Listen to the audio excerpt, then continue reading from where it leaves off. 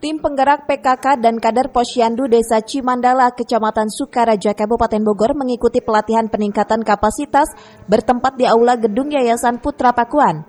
Acara tersebut menghadirkan narasumber dokter ahli gizi dari Universitas Indonesia dan instansi terkait. Ketua Tim PKK Desa Cimandala, Dr. Kristi Imelda mengatakan, dalam rangka pelatihan meningkatkan kapasitas kader Posyandu tersebut diikuti oleh tim PKK dan puluhan kader Posyandu. Kegiatan rutin tahunan yang sering dilaksanakan oleh pemerintah desa itu bertujuan untuk meningkatkan wawasan serta keterampilan para kader.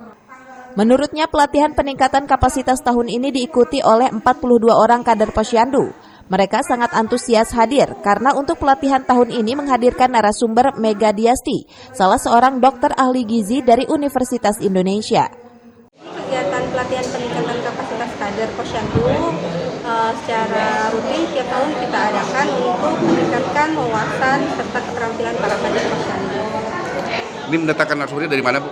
Narasumbernya ada dari kecamatan, dari puskesmas. Kita juga menghadirkan narasumber dokter luar, yaitu dokter ahli gizi. Ada berapa peserta? Pada hari ini ada 42 orang kader Posyandu dari 21 Posyandu. Materi apa sih, Bu, yang disampaikan ke ini peserta? Materinya kita tentang ASI eksklusif, tentang PASI, dan tentang menu-menu pemberian makanan tambahan di Posyandu dengan menu gizi. Tak hanya itu, selain diberikan materi tentang pelayanan di bidang kesehatan, para kader juga mengikuti praktik langsung cara memasak menu makanan sehat dan bergizi.